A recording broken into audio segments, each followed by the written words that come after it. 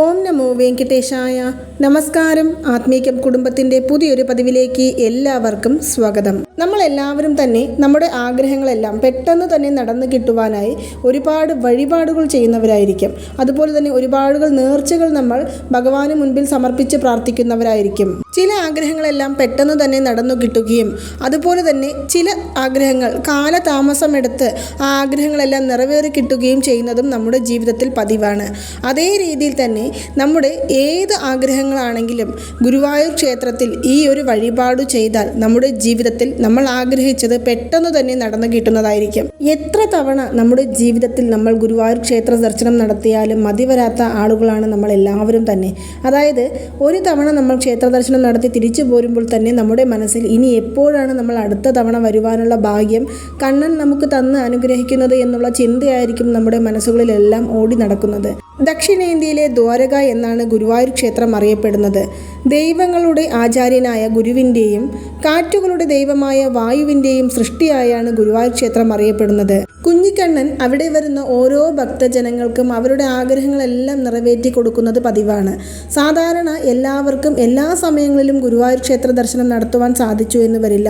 അതായത് ആഗ്രഹിച്ച സമയങ്ങളിലെല്ലാം നമുക്ക് പോകുവാൻ സാധിക്കാത്ത ഒരു സ്ഥലം തന്നെയാണ് ഗുരുവായൂർ ക്ഷേത്രം എന്നുള്ളത്. ഭഗവാൻ വിചാരിക്കണം നമ്മൾ അവിടേക്ക് പോകണോ വേണ്ടയോ എന്ന്. അതുകൊണ്ട് തന്നെയാണ് ഒരുപാട് പേർക്ക് ഇന്നും ആ ദർശന പുണ്യം ലഭിക്കാതെ വിഷമിക്കുന്നവരുണ്ട്. അങ്ങനെയുള്ളവരും ദർശന ഭാഗ്യം ലഭിക്കുവാനായി ഈ വഴിപാട് നേരാവുന്നതാണ്. വഴിപാട് ഏതാണ് എന്ന് പറയുന്നതിന് മുൻപായി നമ്മുടെ ജീവിതത്തിൽ എല്ലാവരുടെ ജീവിതത്തിലും ഒരുപാട് ദുഃഖങ്ങളും തടസ്സങ്ങളും ഉണ്ടാകും. ചിലർക്ക് മംഗല്യ തടസ്സമായിരിക്കും, അതുപോലെ തന്നെ ചിലർക്ക് ജോലി തടസ്സമായിരിക്കും, ചിലർക്ക് ശമ്പള വർധനവ് ഇല്ലാതെ വിഷമിക്കുന്നവരായിരിക്കും, അതുപോലെ സാമ്പത്തിക ബുദ്ധിമുട്ടുകൾ കൊണ്ട് നിറഞ്ഞു നിൽക്കുന്നതായിരിക്കും. അതുപോലെ തന്നെ നമുക്കൊരു സ്വന്തമായ വീടാണ്, അതല്ലെങ്കിൽ വിവാഹം കഴിഞ്ഞ് ഒരുപാട് കാലങ്ങളായി നമ്മുടെ ജീവിതത്തിൽ ഒരു കുഞ്ഞുങ്ങളില്ല എന്നോർത്ത് വിഷമിക്കുന്നവരാണ്. അതുപോലെ തന്നെ മക്കളുടെ ഉയർന്ന വിദ്യാഭ്യാസത്തിന് വേണ്ടി ആഗ്രഹിക്കുന്ന മാതാപിതാക്കൾ, സഹോദരങ്ങളുടെ ഉയർച്ചയ്ക്ക് വേണ്ടി ആഗ്രഹിക്കുന്ന സഹോദരന്മാർ, അതുപോലെ തന്നെ നമ്മുടെ ജീവിതത്തിൽ എന്തെല്ലാം ആഗ്രഹങ്ങളുണ്ടോ ആ ആഗ്രഹങ്ങളെല്ലാം നമ്മൾ ഗുരുവായൂരപ്പന് മുൻപിൽ സമർപ്പിച്ച് മനസ്സൊരുക്കി പ്രാർത്ഥിച്ചാൽ തീർച്ചയായും കണ്ണൻ ആ ആഗ്രഹങ്ങളെല്ലാം നടത്തി തരുന്നതായിരിക്കും. നിങ്ങൾ ഏത് ആഗ്രഹമാണ് കുഞ്ഞിക്കണ്ണന് മുൻപിൽ സമർപ്പിക്കുന്നോ അതെല്ലാം തന്നെ പെട്ടെന്ന് നടന്നു കിട്ടുവാനായി നമുക്ക് ഈ വഴിപാട് ശ്രീകൃഷ്ണ ഗുരുവായൂർ ക്ഷേത്രത്തിൽ നേരാവുന്നതാണ്. അതിന് നമുക്ക് ആദ്യം വേണ്ടത് ഈ വൈശാഖ മാസത്തിൽ ഏതെങ്കിലും ഒരു വ്യാഴാഴ്ച ദിവസം നിങ്ങൾ തിരഞ്ഞെടുത്ത് നമ്മുടെ തൊട്ടടുത്തുള്ള ശ്രീകൃഷ്ണസ്വാമി ക്ഷേത്ര ദർശനം നടത്തുക.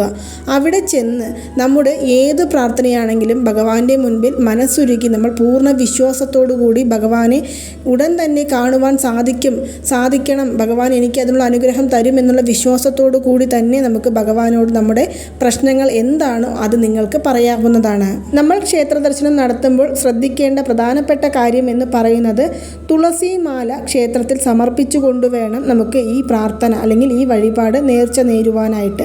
നമ്മൾ വീട്ടിലിരുന്നു കൊണ്ടും ചെയ്യാവുന്ന ഒരു നേർച്ച തന്നെയാണ് ഇത്. എങ്കിലും നമ്മൾ ക്ഷേത്ര ദർശനം നടത്തി അവിടെ നമ്മുടെ കണ്ണന് മുമ്പിലോ അല്ലെങ്കിൽ വിഷ്ണു ഭഗവാന്റെ മുൻപിലോ അതും അല്ലെങ്കിൽ ശ്രീകൃഷ്ണസ്വാമിയുടെ മുൻപിലോ നിന്നുകൊണ്ട് നമ്മുടെ പ്രാർത്ഥനകൾ അല്ലെങ്കിൽ നമ്മുടെ ആഗ്രഹങ്ങൾ പെട്ടെന്ന് നടന്നു കിട്ടുവാനായുള്ള നമ്മൾ നേർച്ചകൾ നേരുമ്പോൾ പെട്ടെന്ന് തന്നെ അതിനുള്ള ഫലം നമ്മളിലേക്ക് എത്തുന്നതായിരിക്കും. നിങ്ങൾക്ക് ഗുരുവായൂർ ക്ഷേത്ര ദർശനം നടത്തുവാനുള്ള ഭാഗ്യം കണ്ണൻ കൊണ്ട് തരുന്നതായിരിക്കും. അതും മാധവ മാസമായ ഈ പുണ്യകാലത്ത് നിങ്ങൾ ഈ നേർച്ച നേർന്നു വയ്ക്കുകയാണ് എന്നുണ്ടെങ്കിൽ തീർച്ചയായും അതിനുള്ള ഫലം നിങ്ങളിലേക്ക് എത്തിച്ചേരുന്നതായിരിക്കും. അപ്പോൾ ഞാൻ നേരത്തെ പറഞ്ഞ പോലെ തുളസിമാല സമർപ്പിച്ച് ഭഗവാന്റെ മുൻപിൽ നിന്നുകൊണ്ട് നമ്മൾ നമ്മുടെ പ്രാർത്ഥനകളെല്ലാം പറയുക. പറഞ്ഞതിനു ശേഷം ഞാൻ ഇവിടെ പറയുവാൻ പോകുന്ന വഴിപാടായിരിക്കണം നിങ്ങളുടെ മനസ്സിൽ നേരേണ്ടത്. ചിലർക്കെങ്കിലും തോന്നും ഇത് എല്ലാവർക്കും അറിയാവുന്ന ഒരു വഴിപാടാണ്, ഞങ്ങൾ ഇത് ഒരുപാട് തവണ ചെയ്തിട്ടുണ്ട്, എങ്കിലും ഞങ്ങൾക്ക് ഇതുവരെയും യാതൊരുവിധ ഫലവും ലഭിച്ചിട്ടില്ല എന്നുണ്ടെങ്കിൽ നിങ്ങൾ വിഷമിക്കേണ്ട കാര്യമില്ല. ഇപ്രാവശ്യം നിങ്ങൾ ചെയ്യുന്ന ഈ വഴിപാടിന് പൂർണ്ണ ഫലം തന്നെ ഉണ്ടാകുന്നതായിരിക്കും. കാരണം മനസ്സുരുകി നമ്മൾ ഭഗവാനെ വിളിക്കുകയാണെങ്കിൽ ഒരിക്കലും ഭഗവാൻ നമ്മളെ കണ്ടില്ല എന്ന് നടിക്കില്ല. കാരണം ഭഗവാൻ പരീക്ഷണങ്ങൾ തരുകയും അതുപോലെ തന്നെ നമ്മളെ ചേർത്ത് പിടിക്കുകയും ചെയ്യുന്നതാണ്, പ്രത്യേകിച്ച് കുഞ്ഞിക്കണ്ണന്. കാരണം കുഞ്ഞിക്കണ്ണന് ഭക്തരായ നമ്മുടെ വിഷമങ്ങളോ സങ്കടങ്ങളോ കണ്ടു നിൽക്കുവാൻ സാധിക്കില്ല എന്നാണ് പറയുന്നത്. അതിനാൽ തീർച്ചയായും കണ്ണൻ നമ്മുടെ ആഗ്രഹങ്ങളെല്ലാം നടത്തി തരുന്നതായിരിക്കും. അങ്ങനെ നമ്മുടെ ആഗ്രഹങ്ങൾ നടന്നു കിട്ടിയാൽ നമ്മൾ ക്ഷേത്രത്തിൽ ചെയ്യേണ്ട നേർച്ച അല്ലെങ്കിൽ വഴിപാടാണ് തുലാഭാര വഴിപാട്. നമ്മളിൽ പലർക്കും അറിയാവുന്ന വഴിപാടാണ് തുലാഭാര വഴിപാട്. എങ്കിലും ഞാൻ ഇവിടെ പറയാം, ഭാരത്തിനനുസരിച്ചുള്ള ഒരു ദ്രവ്യം വഴിപാടായി സമർപ്പിക്കുന്നതാണ് തുലാഭാരം എന്ന് പറയുന്നത്. ശർക്കര, നെയ്യ്, പഴം, താമരമൊട്ട്, പഞ്ചസാര തുടങ്ങി പലവിധ ദ്രവ്യങ്ങൾ തുലാഭാരത്തിനായി ഗുരുവായൂർ ക്ഷേത്രത്തിൽ ഉപയോഗിക്കാറുണ്ട്. ശ്രീകൃഷ്ണ ഭഗവാന് ഏറ്റവും പ്രിയപ്പെട്ട വഴിപാടും കൂടിയാണ് ഈ തുലാഭാര വഴിപാട് എന്ന് പറയുന്നത്. ഇതിൽ നിങ്ങൾക്ക് എന്തുകൊണ്ട് വഴിപാട് ചെയ്യുവാൻ സാധിക്കുന്നുവോ ആ കാര്യം, നിങ്ങളുടെ സാമ്പത്തിക ബുദ്ധിമുട്ടും നിങ്ങളുടെ പ്രശ്നങ്ങളുമെല്ലാം നിങ്ങൾക്ക് മാത്രമേ കൃത്യമായി അറിയുവാൻ സാധിക്കുകയുള്ളൂ. അതിനാൽ നിങ്ങൾക്ക് എന്തുകൊണ്ട് തുലാഭാരം ചെയ്യാൻ സാധിക്കുന്നുവോ ആ ഒരു ദ്രവ്യം അല്ലെങ്കിൽ ആ ഒരു സാധനം മനസ്സിൽ വിചാരിച്ച് ഈ സാധനം കൊണ്ട് ഞങ്ങളുടെ പ്രാർത്ഥനകൾ നിറവേറി കിട്ടിയാൽ അവിടെ വന്ന് തുലാഭാരം ചെയ്യാമെന്ന് നിങ്ങൾ ഭഗവാന്റെ മുൻപിൽ നിന്ന് പ്രാർത്ഥിക്കുക. അത് ഞാൻ നേരത്തെ പറഞ്ഞ പോലെ അവരവരുടെ സാമ്പത്തിക സ്ഥിതിക്ക് അനുസരിച്ച് ഏത് തുലാഭാരം തിരഞ്ഞെടുക്കണമെന്നതിൽ നിങ്ങൾ തന്നെ തീരുമാനിക്കേണ്ട കാര്യമാണ്. ചിലർ ഇപ്പോൾ തന്നെ പറയും, തുലാഭാരം നടത്തുവാനുള്ള പണമൊന്നും നമ്മുടെ കയ്യിൽ ഉണ്ടാവില്ല, അപ്പോൾ ഞങ്ങൾ എന്താണ് ചെയ്യേണ്ടത് എന്ന് ചോദിക്കും. നിങ്ങൾ ചെയ്യേണ്ട വേറൊരു കാര്യം എന്ന് പറയുന്നത് ഭഗവാന് തുളസിമാല വാങ്ങിച്ചു കൊടുക്കുകയും അതുപോലെ തന്നെ ഒരു നെയ്വിളക്ക് തെളിയിക്കുകയും പാൽപായസം വഴിപാടായി സമർപ്പിക്കുകയും ചെയ്യുക എന്നതാണ്. തുലാഭാരം നടത്തുവാൻ സാധിക്കാത്തവർ ഈ 3 വഴിപാടുകളിൽ ഏതെങ്കിലും ഒരു വഴിപാട് സ്വീകരിക്കാവുന്നതാണ്.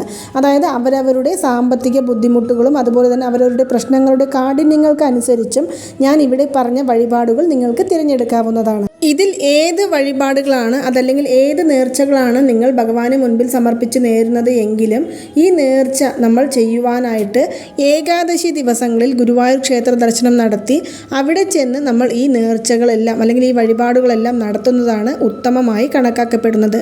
ഒരു പക്ഷേ ഏകാദശി ദിവസത്തിൽ നമുക്ക് ചെല്ലാൻ സാധിച്ചില്ല എന്നുണ്ടെങ്കിൽ നിങ്ങൾ വ്യാഴാഴ്ച ദിവസങ്ങളിൽ പോകാം. ഗുരുവാരം എന്നാണ് വ്യാഴാഴ്ച ദിവസത്തെ അറിയപ്പെടുന്നത്. പ്രധാനമായും ശ്രീകൃഷ്ണ ഭഗവാന്റെ ഏറ്റവും അനുയോജ്യമായ ഒരു ദിവസം കൂടിയാണ് ഈ വ്യാഴാഴ്ച എന്ന് പറയുന്നത്. അതിനാൽ നിങ്ങൾക്ക് വ്യാഴാഴ്ച ദിവസങ്ങൾ തിരഞ്ഞെടുക്കാവുന്നതാണ്. ഈ വൈശാഖ മാസത്തിൽ നിങ്ങൾ ഈ നേർച്ചകൾ നേർന്നിട്ടുണ്ടെങ്കിൽ കുറഞ്ഞത് 1-2 മാസത്തിനുള്ളിൽ തന്നെ അത് നിങ്ങളുടെ എത്ര വലിയ പ്രാർത്ഥനകളാണെങ്കിലും കുഞ്ഞിക്കണ്ണൻ അത് നിറവേറ്റി തരുന്നതായിരിക്കും. ഏതൊരു വ്യക്തി പൂർണ്ണ ഭക്തിയോടുകൂടിയും പൂർണ്ണ വിശ്വാസത്തോടുകൂടിയും ഭഗവാനെ ആശ്രയിക്കുന്നുവോ അവർ ഒരിക്കലും ഭഗവാൻ കൈവിടുകയില്ല.